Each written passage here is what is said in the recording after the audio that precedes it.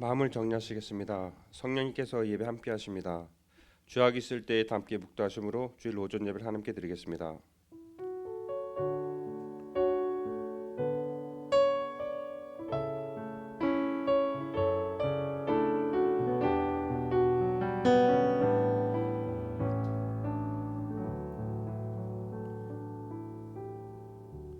너는 마음을 다하 여호와를 의뢰하고 내 명철을 의지하지 말라.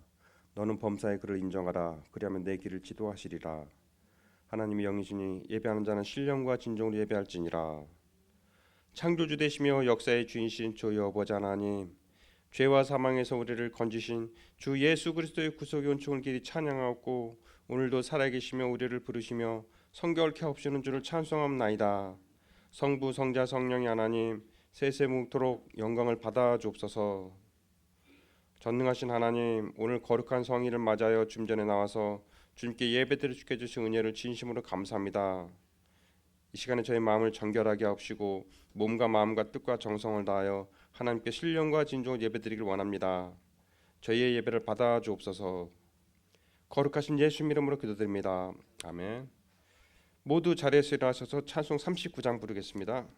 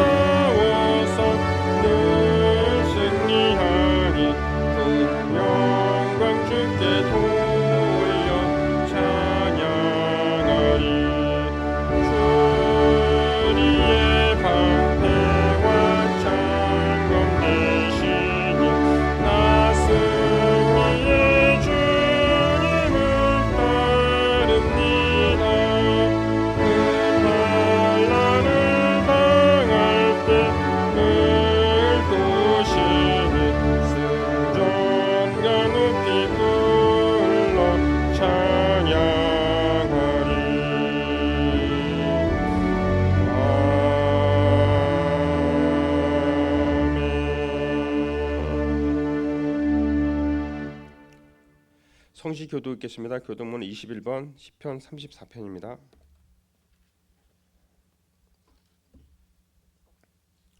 내 여호와를 항상 송축하며 내 입술로 항상 주를 찬양하리이다.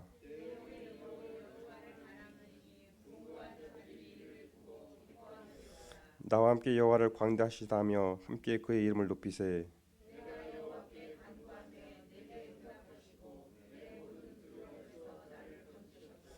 이 곤관자가 부르짖음에 여호와께서 들으시고 그의 모든 환난에서 구원하셨도다.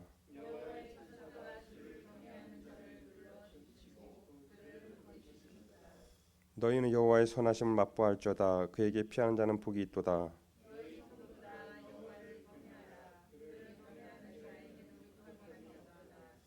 젊은 사자는 궁핍하여 줄일지라도 여호와를 찾는 자는 모든 좋은 것에 부족함이 없으리로다. 아멘. 다 함께 사도신경으로 신앙 고백을 드리겠습니다. 전능하사 천지를 만드신 하나님 아버지를 내가 믿사오며 그의 외아들 우리 주 예수 그리스도를 믿사오니 이는 성령으로 잉태하사 동정녀 마리아에게 낳으시고 본디오 빌라도에게 고난을 받으사 십자가에 못 박혀 죽으시고 장사한 지 사흘 만에 죽은 자 가운데서 다시 살아나시며 하늘에 오르사 전능하신 하나님 우편 앉아 계시다가 저리로서 산자와 죽은 자를 심판하러 오시리다. 성령을 믿사오며 거룩한 공예와 성도가 서로 교통하는 것과 죄를 사하여 주시는 것과 몸이 다시 사는 것과 영원히 사는 것을 믿사옵나이다. 아멘. 다 함께 자리에 앉으셔서 찬송 134장 부르겠습니다.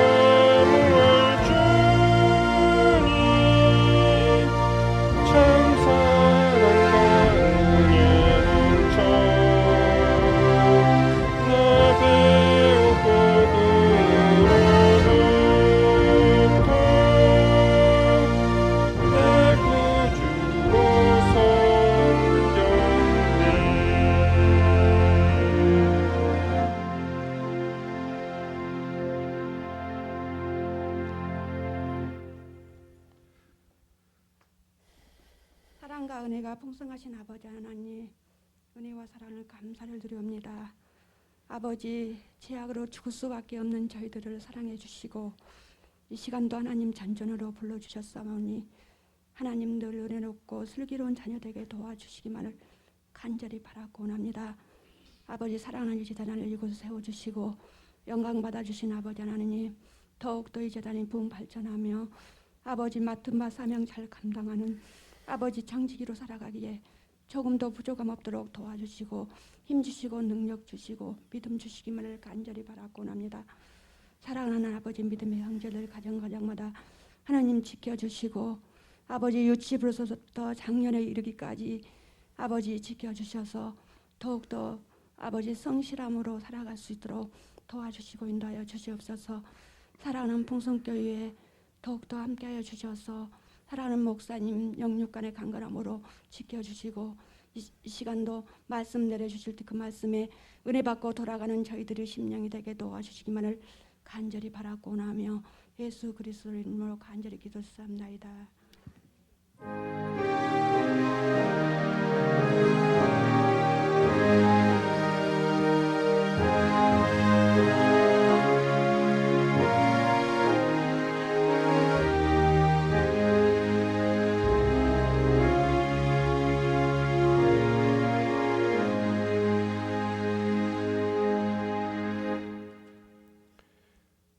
오늘 우리에게 주신 말씀은 마태복음 28장 7절입니다.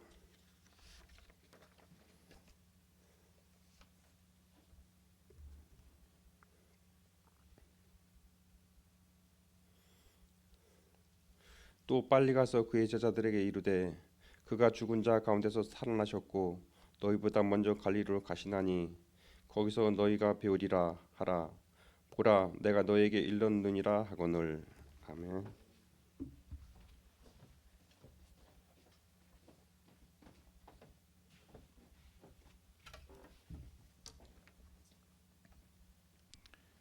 기도하겠습니다. 하나님, 오늘도 하나님의 말씀을 통해서 하나님을 만나는 감격을 누리게 되기를 원합니다.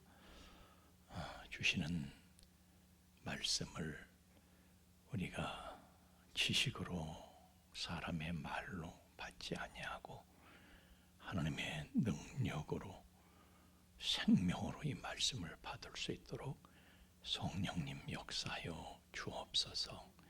기다립니다. 주여 은혜를 부어 주옵소서. 예수님 이름으로 기도하옵나이다. 아멘. 지난 시간에 성령을 받을 때까지 예루살렘을 떠나지 말아라. 그래서 제자들이 그 정말 진저리가 나는 예루살렘이지만은 거기서 버티면서 마침내 성령을 받고 세상을 뒤집는 그런 사람들이 되었다라고 하지만은 그게 그냥 된 것이 아니라는 겁니다. 사실은 그 전에 갈릴리 수련회가 있었던 것입니다. 제자들은 처음에 예수님을 갈릴리에서 만났습니다. 사실은 예수님께서 갈릴리로 찾아오신 것이죠. 이 수많은 별들 중에 지구로 그분께서 찾아오셔서 하나님께서 사람의 몸을 입고 지구를 찾아오셔서 여인의 몸을 통해서 이 세상에 출현하실 때에 그분께서는 베들레헴으로 오셨다가 애굽으로 가셨다가 그리고 나사렛에서 성장을 하시는데 그 나사렛이 바로 갈릴리 지역에 있었던 것입니다. 그리고 그 갈릴리 호수 근방에서 호수가 얼마나 큰지 거기서는 태풍도 일어나고 그래서 바다라고도 불렀습니다. 갈릴리 바다다. 뭐 긴네렛 호수다, 게네사렛 호수다, 벳세다 호수다 이렇게 여러 가지 명칭으로 표현을 합니다만은 하여튼 그 주변에서 그 큰 호수, 바다처럼 보이는 호수 둘러싸고 있으면서 고기 잡아 먹는 사람들이, 고기 잡아 먹고 사는 사람들이 많았습니다. 그래서 그 지역에 예수님께서 그리로 찾아오신 거예요. 그래서 갈릴리 사람들을 만났는데, 그리고 그 사람들 가운데서 제자들을 선택을 하셨을 때에 제자들은 쾌재를 부른 거예요. 야! 드디어 우리 인생에도 이제 빛이 비치는가 보다. 이분은 다윗의 왕손이신데, 이분 가진 능력을 봐라. 이분의 그 사람의 크기를 봐라. 이분은 분명히 이 땅의 왕이 되실 분이시다. 왕제시다. 이분만 잘 모시고 따라가면은 우리 운명이 달라진다. 우리 인생도 활짝 필 날이 있다. 쥐구멍에 벼뜰 날이 있다. 우리 같은 사람도 기회가 생긴다. 생각을 할 때에 예수님께 무엇을 드려도 아깝지가 않았어요. 그냥 예수님을 자신들의 전부로 삼아서 그들은 다 바치고 다 내려놓고 예수님만 따라다닌 거예요. 그랬는데 그런 분이 갑자기 십자가에 체포당해서 십자가에 처형당하신 거예요. 이게 무슨 일이야? 제자들이 완전히 멘붕이 온 것입니다. 그 충격 말할 수가 없었습니다. 그런데 예수님이 부활하셨다는 거예요. 또 다시 살아나셨다는 거예요. 아직 충격이 가시기 전입니다. 그 제자들이 생각하기를, 그래, 뭐 어쩌라는 거야? 다시 살아나셨는데 그게 어쩌라는 거야? 혼란스럽습니다. 생각이, 마음이 정리가 되지 않습니다. 그런데 그럴 거를 주님께서는 미리 다 아시고 이미 그 전에 나는 십자가에 죽고 다시 살아난다.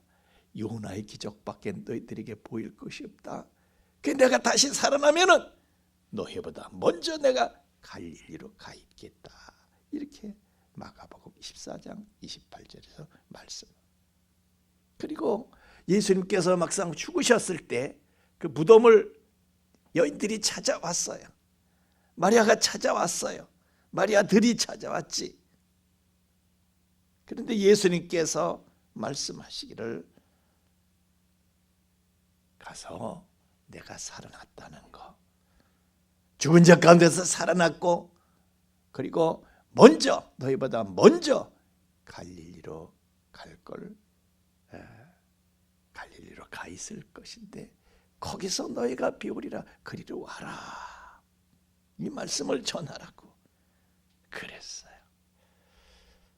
도대체 갈릴리가 어떤 데인데 자꾸 갈릴리로,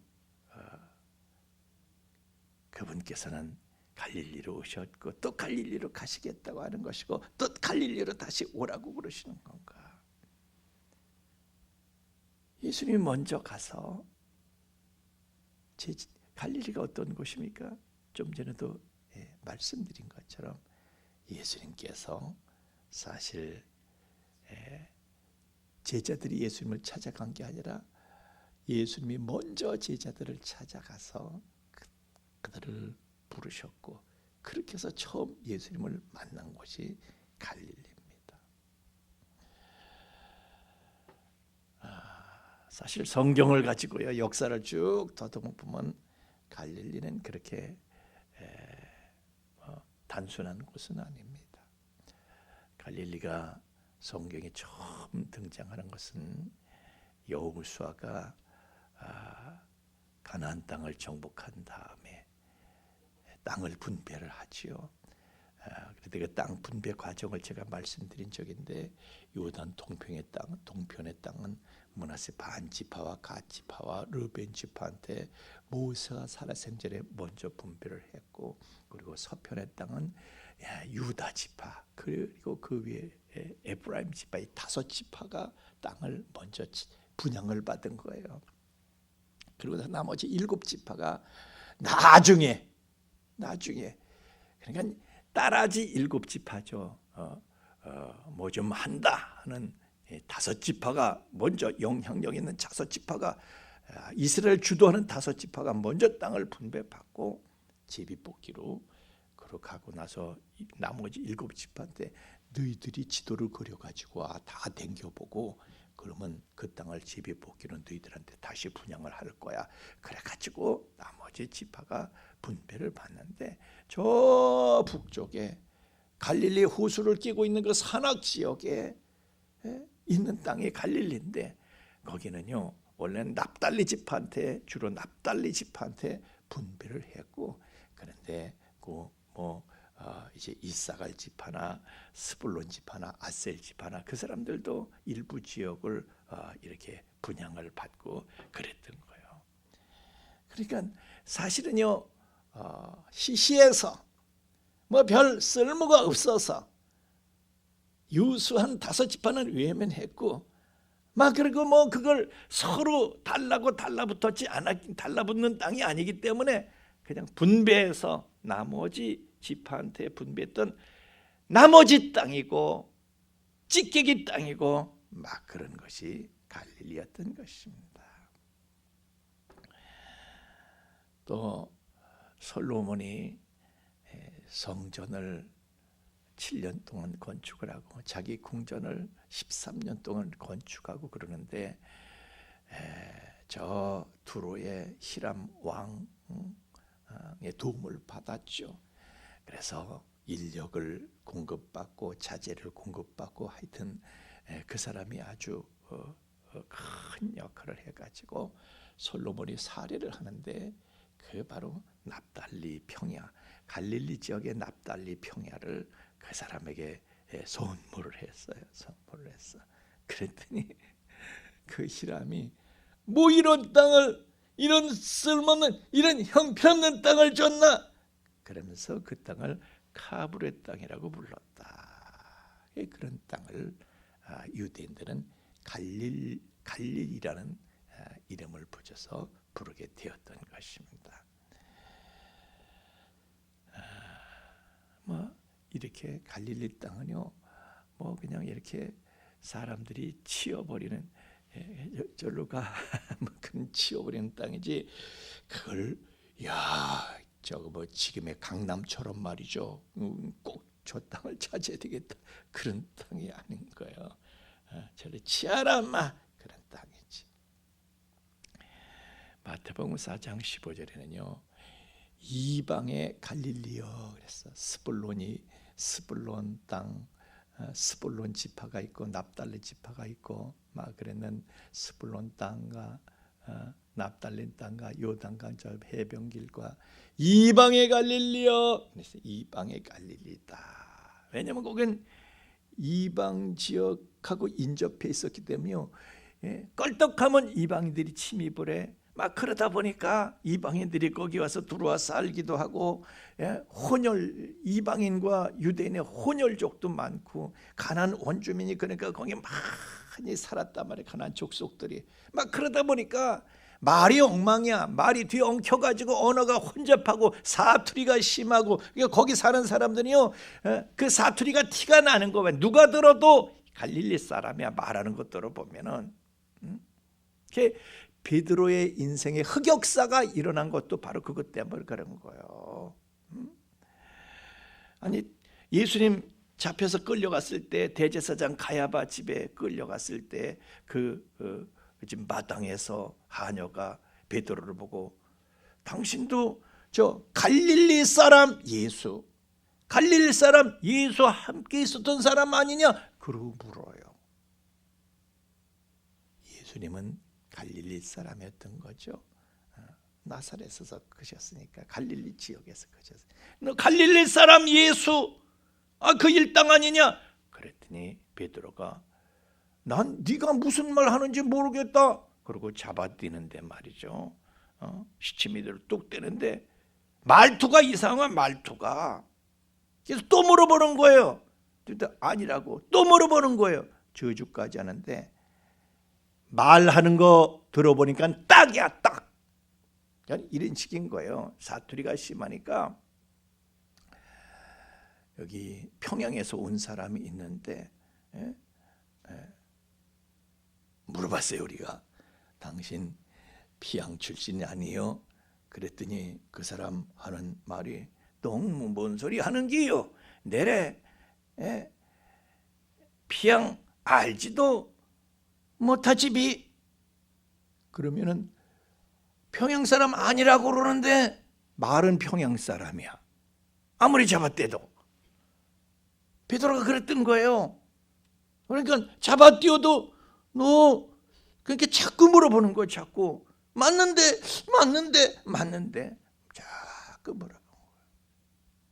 그게 갈릴리 사람이라는 호칭은요, 바로 그런 아이고 이런 형편없는 촌놈들, 그리고 그 사람들을 조롱하던 호칭이에요. 사실은 지금 말씀드린 대로 갈릴리는 말이죠, 이방 사람들이 드글드글 뭐 여기 사람 저기 사람 뭐 섞여 사는 거예요. 그런데 이 유대인들은요, 순수 혈통을 중요하게 생각을 해요. 왜냐하면 할례를 받지 않은 이방인들은요, 전 사람도 아니야, 저런 것들하고 무슨 상대를 하나 어울리지를 않아. 그러니까 유대인들은, 정통 유대인들은 그런 데 가서 살지를 않죠. 그래서 그냥 못 사는 사람들이나 살 데 없는 사람들이 할 수 없이 그냥 가난하고 무식하고 힘없고 무시당하던 어부들이나 그냥 거기서 살고 그랬던 것이죠. 그러니 유대인들이 갈릴리 그 지방, 그리고 그 지역 사람들을 얼마나 깔보겠어요. 예? 그래서 요한복음 1장 46절에 보면 예수님의 제자가 된 나다넬이 말이죠. 나다넬도 그래. 아니 나사렛에서 무슨 선한 것이 날 수 있느냐? 여기서 선한 것이 날 수 있느냐? 그랬을 때 선한 것은요, 바로 메시아를 의미하는 거예요. 왜냐하면 예수님도 하나님 한 분 외에는 선한 것이 없느니라 그랬잖아요. 하나님께서 보내신 메시아가 어떻게 그런 데서 나사렛 갔더니 아유 그런 데서 어떻게 나, 그런 산골 구석에서 어떻게 인물이 나올 수가 있어? 그렇게 의심했던 거예요. 그만큼 깔보고 우스웠던 땅입니다. 그런데 예수님은요, 바로 그 하찮은 땅, 그 서러운 땅으로 찾아오셔가지고 그 땅을 황홀한 땅이 되게 하셨던 겁니다. 갈릴리 사람들이 예수님을 만나더니 황홀해진 거예요. 대박이다. 이제 우리 인생도 필 때가 됐다. 필 날이 올 것이다. 완전히 달라질 것이다. 기대가 크고 꿈이 컸습니다.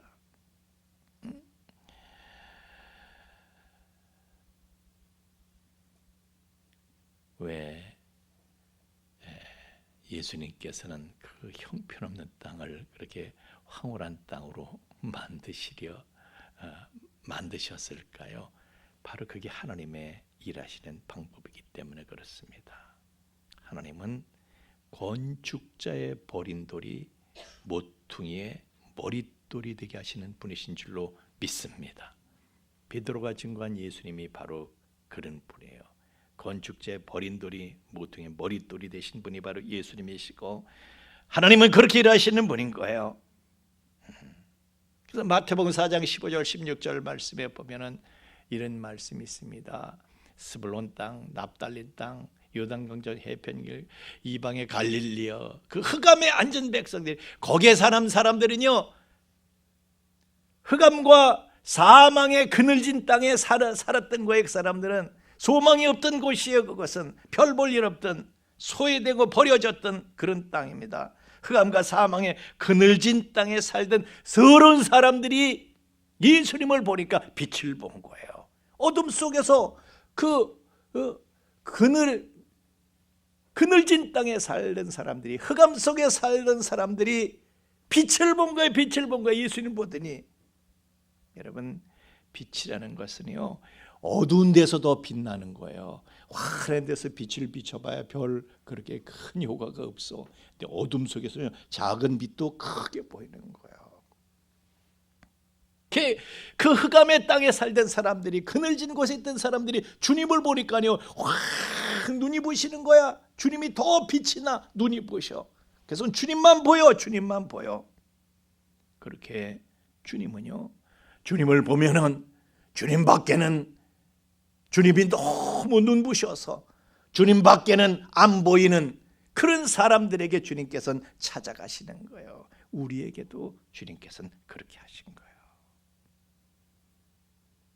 주님 밖에는 안 보이는 사람들에게 찾아가신다.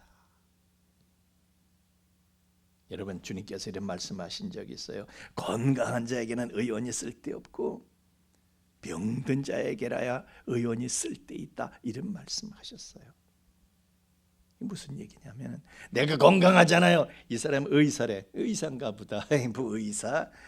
고생만 맨날 하지 뭐. 맨날 살째고 그냥 살째고 피만 지고 고름이나 짜고. 그게 의사지 뭐. 의사가 별거 있어? 근데요, 내가 병들어 죽게 돼봐, 의사밖에 안 보이는 거야. 으아, 내 생명을 맡기실 분, 이렇게 보이는 거예요. 갈릴리 사람들이 예수님을 처음 봤을 때 그 흑암의 땅, 그늘진 땅, 그곳에 살던 그 사람들이 예수님을 처음 만나게 확 빛으로 보이는 거예요. 확, 우리의 모든 것을, 내 생명을 맡기셔도 좋을 뻔, 그만큼 절실했던 것이죠. 그래서 예수님 처음 만났을 때 예수님께서 나 따라와라 그러니까 누가복음 5장 28절에 보면 모든 걸 다 버리고, 직장도 버리고, 그동안 쌓아온 뭐 인맥도 다 버리고, 취미도 버리고, 친목회도 버리고, 동창회도 버리고, 모든 것을 버리고 일어나서 주님을 쫓아간 거예요.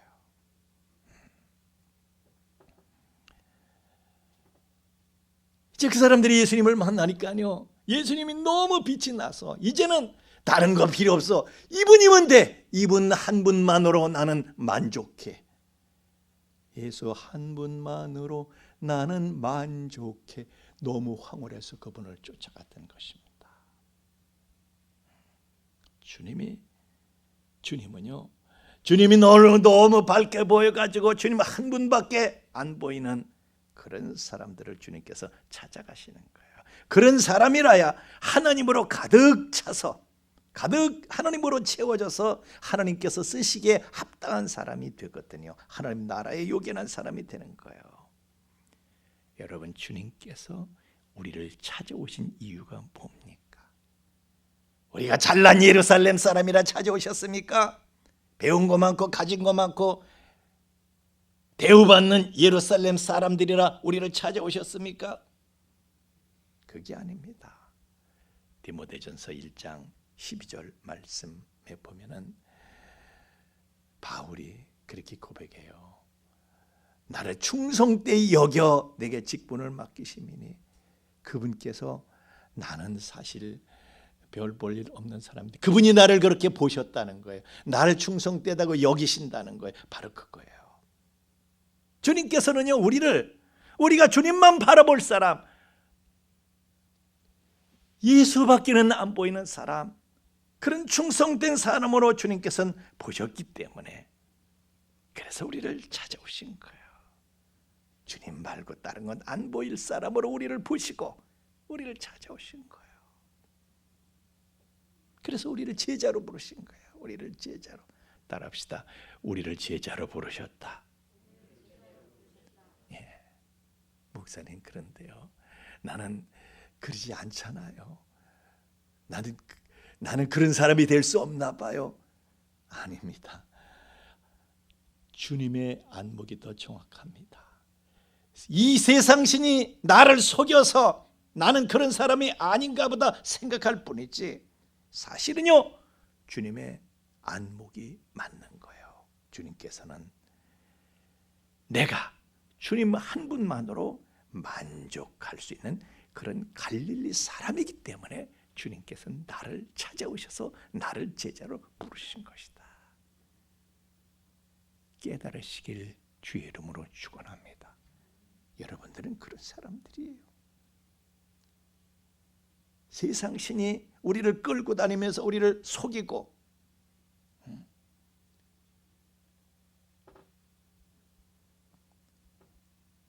이 세상에 우리를 세뇌 교육을 시켜서 우리는 세상에 세뇌당해서 그렇지 사실은요 우리는 예수 한 분만으로 만족할 그런 사람들이기 때문에 주님께서는 우리를 부르신 거예요. 제자로 삼으신 거예요. 근데 세상은 자꾸 우리한테 아예 주님 한 분만으로 예수 하나만으로 네가 어떻게 만족할 수 있는 사람이야?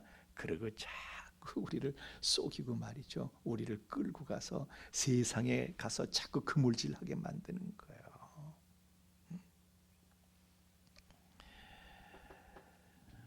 하여튼 제자들은요 예수님이면 다 될 줄 알았어.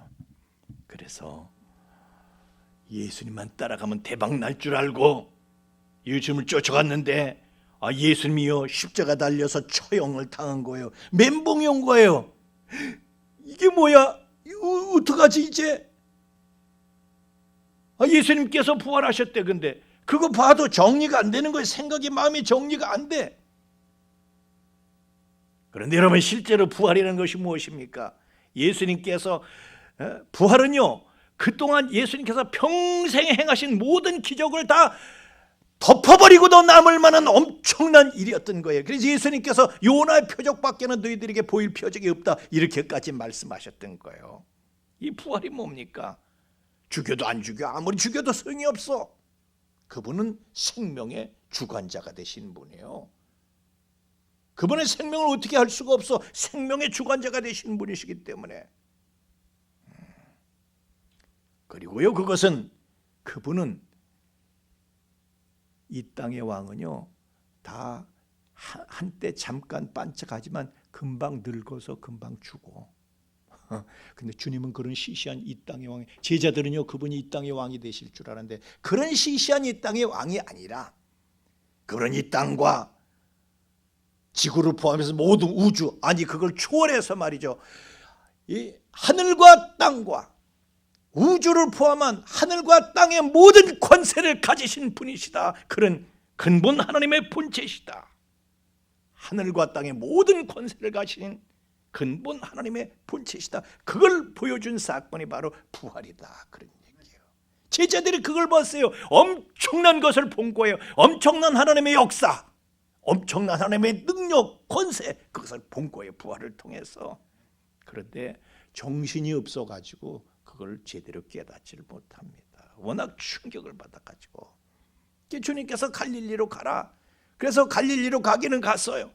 그렇지만은 갈릴리 가서 한 게 뭐예요? 고작 한 게 밥벌이는 해야지. 그리고 그물질을 한 거야. 갈릴리 바다에 가서 그물질만 한 거예요. 그물질을 하는데 적당히 한 게 아니라 밤새도록 한 밤새도록 돈벌이 매달린 거예요. 밤새도록 한 거야. 밤새도록 적당히 한 게 아니야. 죽자고 그냥 그물질을 한 거야. 아니 밥벌이를 해야지 우리가 살지. 그래 예수님 부활하셨다고 우리한테 뭐 떼돈을 갖다 주셨나? 뭐 어떻게 할 거야? 우리를 밥 먹여줄 거야? 우리가 밥벌이 해야지. 그 사람들은 부활을 알고 보고 하나님의 증거를 목격하고도 먹고 살 생각에 정신이 없는 거예요. 내 살 길은 내가 마련을 해야 되는 거지. 그것은 낯선 모습이 아닙니다. 바로 그것은 오늘 우리의 모습이기 때문입니다. 사람은 다 거기서 거기에요. 주님의 제자들이라고 해서 뭐 다를 거 없어요. 다 거기서 거기에요. 그런데 주님께서 말씀하신 적이 있어요. 나는 포도나무고 너희는 가지야. 그러니까 나를 떠나서는 너희가 아무것도 할 수 없어. 되는 게 없어. 밤새도록 그물질을 했어도 나를 떠나서 하는 거, 그건 다 공허한 시도다. 그들이 공허한 시도를 맞췄을 때 주님께서 찾아오셔서 뭐 잡힌 거 있냐? 없습니다. 그 봐라.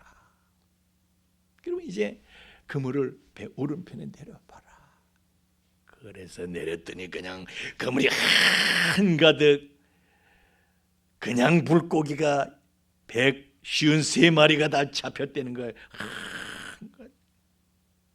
제자리 뜨아 놀라면서 딱 생각난 게 베드로가 주님 처음 만났을 때 바로 그런 기적이 있었잖아요. 밤새도록 못 잡았는데 고개를 그물질을 해도 주님께서 깊은데 절로 가서 잡아봐라. 그물을 내리니까 엄청 잡혀가지고 그냥 다른 배 불러가지고 거기다가 채웠는데도 배가 물에 잠길 정도로 그렇게 많이 잡혔던 바로 그 생각이 나는 거예요.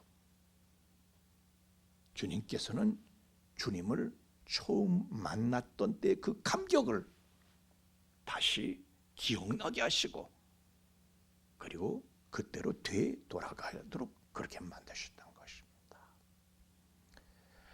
그런데 이 153이라는 숫자에 묘한 의미가 들어있어요.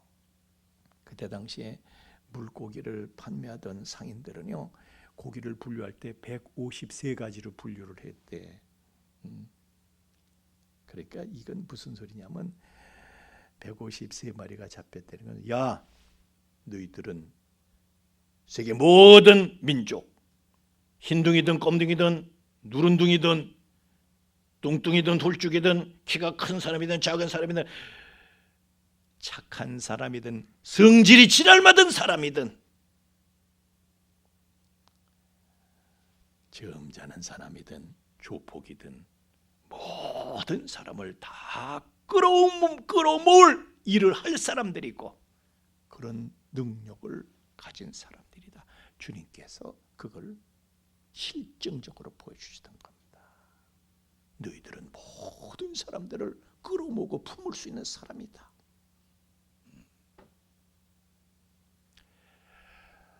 여러분 갈릴레오 갈릴레이를 아실 것입니다. 코페르니쿠스의 지동설을 이 사람이 지지했던 그런 사람입니다. 그런데 그때 당시 로마 가톨릭은요 거짓말을 하고 있었어요.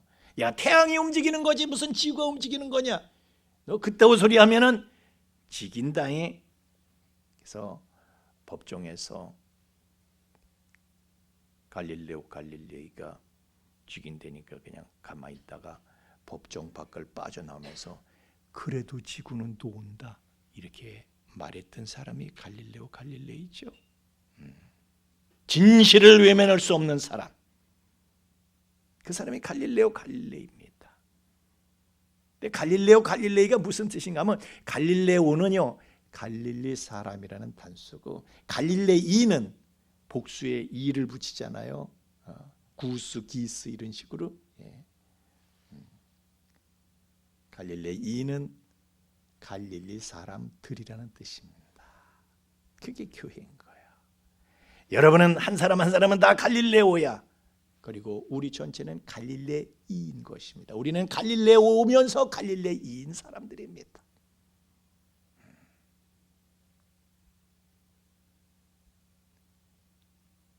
그 갈릴리 사람들은요 세상을 향해서 그물만 던지는 사람이 아니고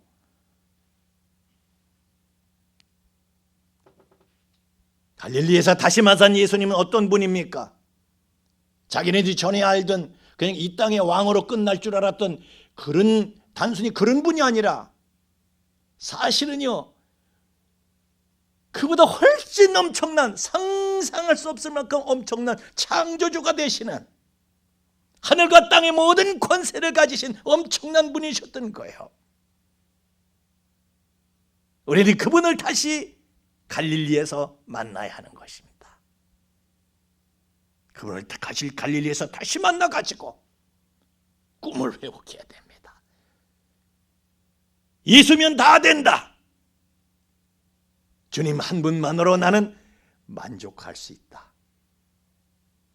내가 돈이 있든 없든 돈을 벌든 못 벌든 누구나 다 주님 한 분만으로 만족할 수 있는 그런 사람으로 다시 돌아가자.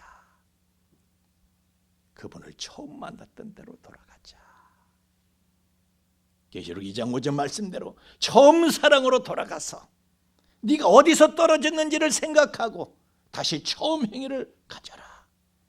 갈릴리로 돌아가자. 그분은요 엄청난 분이라. 나를 이 세상에서 그냥 잠깐만 반짝하고, 그분이 이 세상 정권을 잡아서 세상 모든 것을 손에 쥐고 세상을 뒤엎고 나를 이 세상에서 잠깐 반짝하고 가게 만드실 그런 분이 아니고요, 세상에서 잠깐 깜짝이 아니에요. 잠깐 반짝하는 게 아니라 영원 불멸의 나라에서 별과 같이 비추이는 존재로 만드실 분이야. 그분과 더불어 영원히 왕노릇하도록 영원 불멸의 세계에서도 영원히 별과 같이 비추는 존재로 만드시려고 나를 찾아오시고 나를 부르신 그분이신 것입니다. 그분은 갈릴리 사람인 나를 찾아오시는 거예요. 왜? 하나님은 갈릴리 사람을 불러서 버려진 땅 갈릴리에 있는 사람들을, 별 볼 없는 사람들을 불러서 건축자의 버린 돌이 모퉁이의 머릿돌이 되게 하시는 분이시기 때문에 그런 주님만 바라보고 살던 갈릴리 그 시절로 그분께서는 우리를 부르고 계시는 것입니다. 다시 갈릴리로 가자. 다시 갈릴리에서 만나자. 이 세상에서는 무시당하고 이 세상에서는 어쩌면 조롱받고 별 볼 일 없는 그런 사람이지만은 예수 하나로 얼마든지 황홀하고 행복할 수 있었던 그 때로 돌아가자.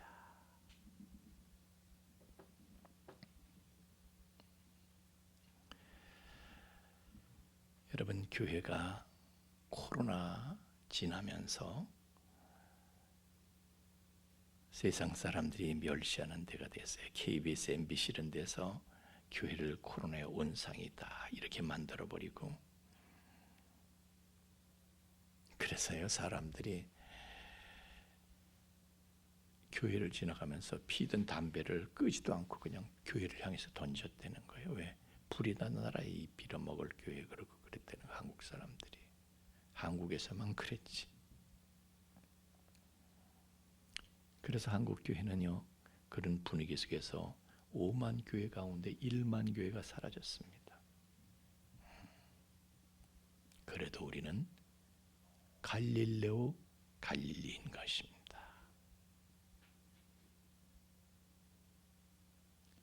비록 예수님의 십자가를 제자들이 만나면서 찬물을 맞았지만은 다시 갈릴레로 가자 예수님의 초청을 받았던 것처럼 우리도 코로나 찬물을 뒤집어 썼지만은 갈릴리 사람들아 다시 갈릴리로 가자.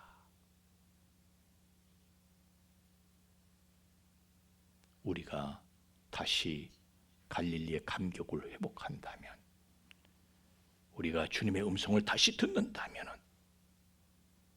누구도 얘기지 못했던 153의 은혜, 그것을 그물로 획득하게 되는 기적을 우리는 분명히 맛보게 될 것입니다. 그 기적을 주님께서 갈릴리에서 준비하고 계십니다. 우리를 부르시는, 갈릴리 사람을 부르시는 그분의 음성을 들으실 수 있기를, 그리고 반응하실 수 있기를 예수님 이름으로, 갈릴리 사람 예수님의 이름으로 축원합니다. 함께 찬양하겠습니다.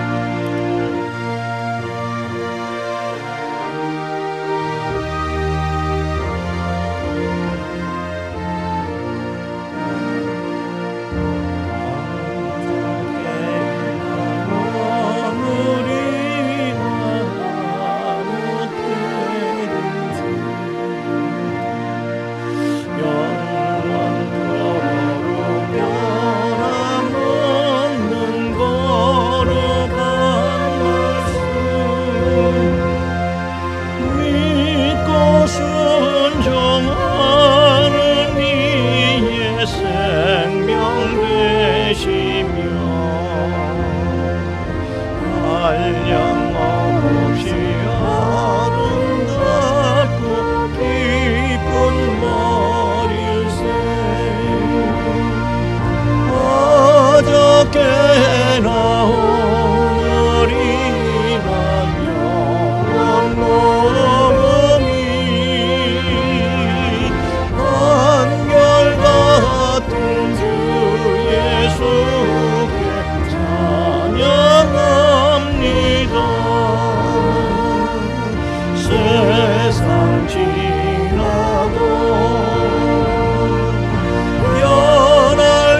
변할지라도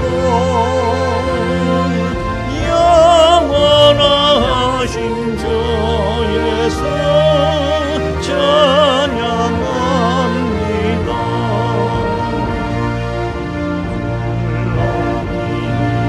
바다 위를 걸어오시고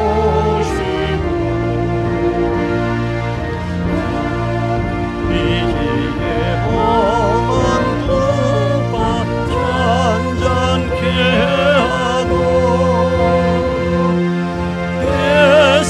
겟세마네 동산에서 우리를 위하여 눈물 짓고 기도하신 고난의 주님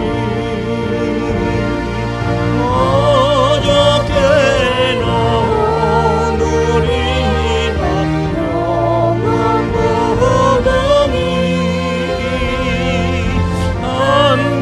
한결같은 주 예수께 찬양합니다. 세상 지나고 변할지라도 영원하신 주 예수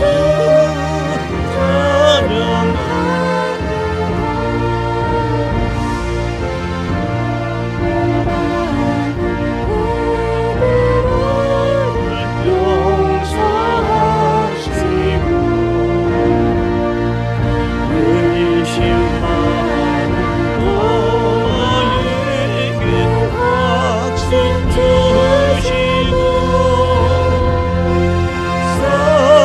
사랑하는 그의 제자 가슴에 안고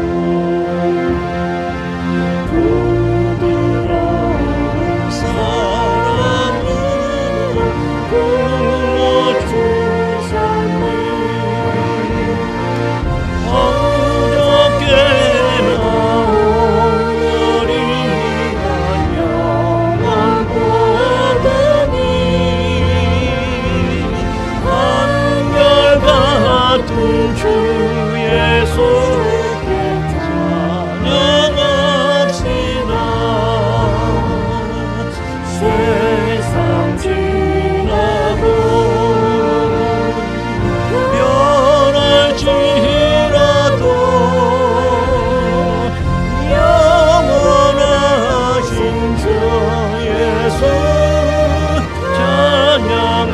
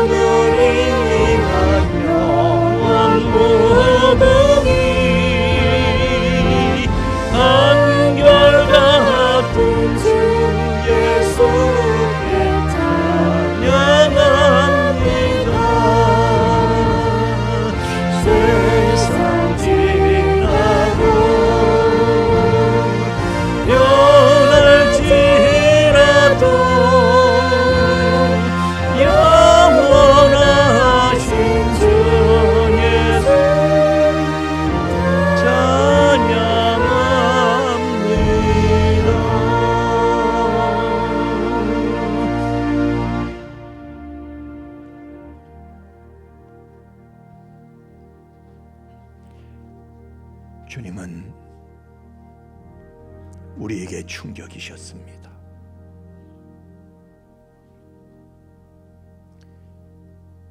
우리 인생은 이대로 끝나는 것이 아닌가 생각했던 그때에 사망과 흑암의 그늘진 곳에서 근심하고 절마하던 인생에 대해서 의문을 품던 우리에게 찾아오셨던 주님은 충격이셨습니다.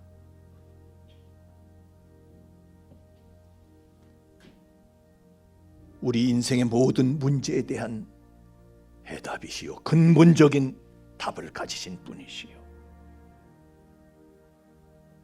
유일하고 완벽한 솔루션이 되셨던 주님,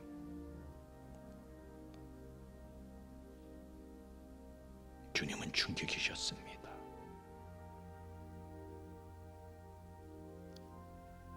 예루살렘 사람을 찾으신 것이 아니라 갈릴리 사람인 나를 찾아오신 그 사실도 충격이었습니다. 건축자들이 버린 돌을 모퉁이에 머릿독에 돌이 띄게 하시는 하나님의 방법을 따라서 주님은 그 길을 가셨고 또 우리에게도 그 길로 이끄시는 주님은 우리에게 충격이셨습니다.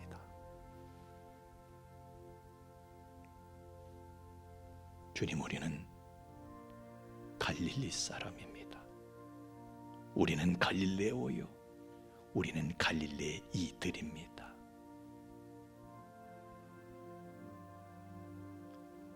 주님께서 우리에게 말씀하시는 것은, 야 얘들아, 나는 이 땅에 잠깐 정권 잡아서 너희들을 이 땅에서 잠깐 꽃피게 하는 것이 아니라 영원 불멸의 세계에서 별과 같이 비추이는 존재로 나와 더불어 왕노릇할 이 세상에서 너희가 환난을 당할 것이나 담대하라, 내가 세상을 이기었고, 그리고 현재의 그러한 고난은 장차 너에게 나타날 영광과 좋게 비교할 수 없는 것이다.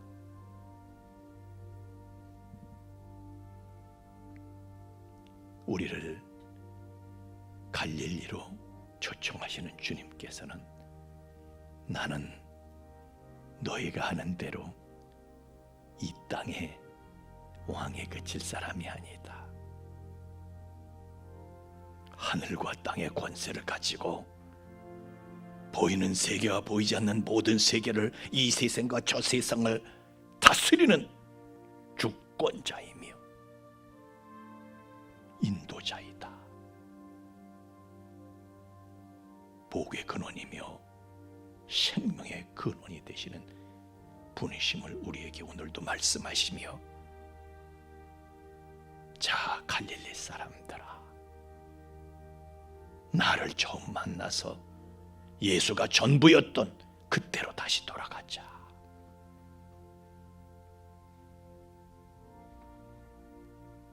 초청하시는 그 음성을 우리는 듣습니다.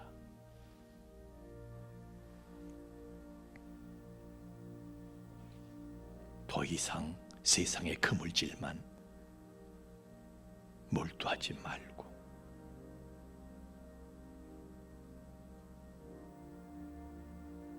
이로삼의 은혜의 기적 속에서 천하 만민을 끌어모으고 품을 수 있는 그 사명, 그 사역에 꿈을 갖자.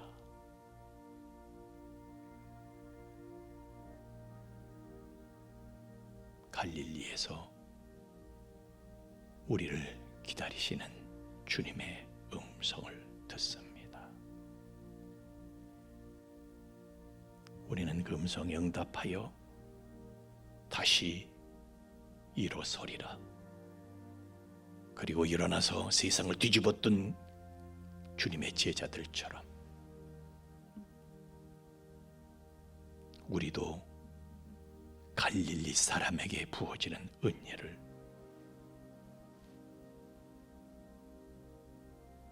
수여받는 수혜자가 되겠다는 하나님의 요청에 응하는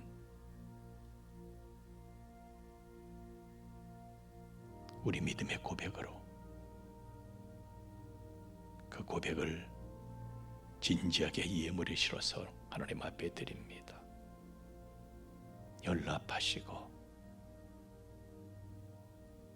새로운 은혜로 우리를 채워 주시옵소서. 갈릴리 사람 예수로 오셔서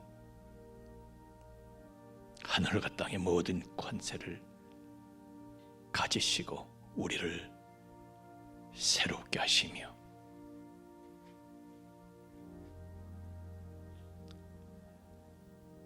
연약하여 땅에서 멸시받고 천대받던 이들을 일으키사 가진 자들을 부끄럽게 하시는 하나님의 일하시는 원리를 따라서 하나님 앞에 쓰임받는 이후를 준비하는 저희들이 되게 하여 주옵소서.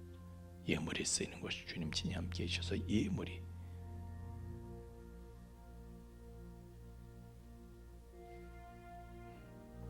건축자의 버린 돌을 모퉁이의 머릿돌이 되게 하시는 하나님을 모든 사람들에게 증거하고 전파하는 데에 이 예물이 바르게 효과적으로 쓰여지도록 친히 주관하여 주시옵소서. 예수님 이름으로 기도하옵나이다. 아멘.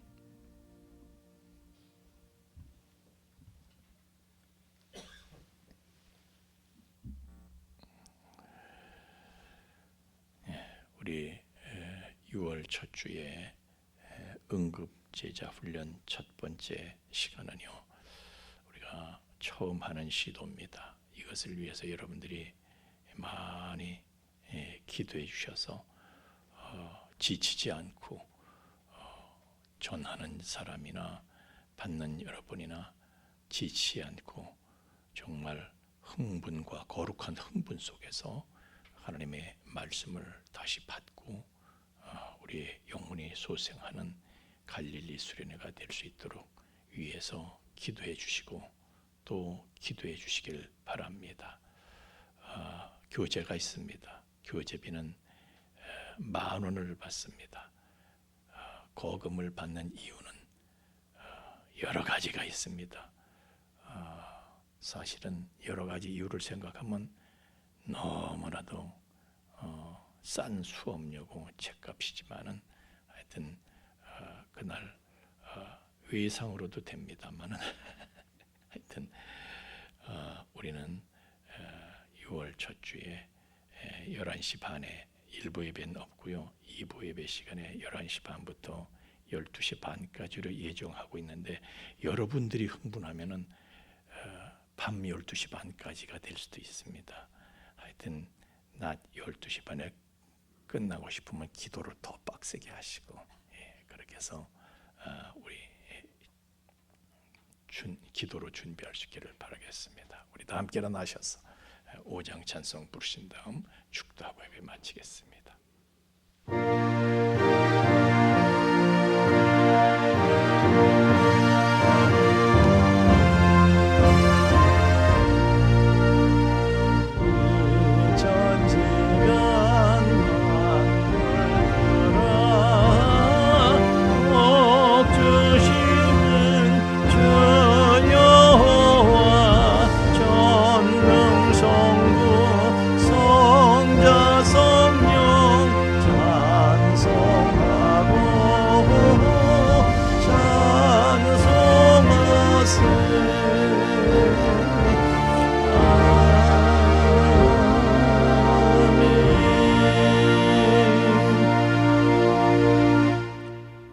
죄와 사망의 영원한 불행에서 우리를 건져주신 우리 주 예수 그리스도의 구속의 은총과 또한 그 사랑을 계속해서 우리에게 계시하여 주시는 아버지 하나님의 깊고 거룩하신 사랑하심과 또한 그 사랑을 우리로 하여금 깨닫게 하시고 그 사랑을 누리며 그 안에 영원히 거하게 하시는 성령님의 감화감동 충만케 하심이 이제 갈릴레오며 갈릴레이인 우리에게 주님을 처음 만났던 그때로 돌아가 그 첫사랑을 회복하고 처음 행위를 가지라고 초청하시는 주의 음성에 응답하여 153마리의 물고기를 가득히 수확하게 되는 기적을 체험하며 증거하게 될 우리 풍수의 가족들의 머리 위에와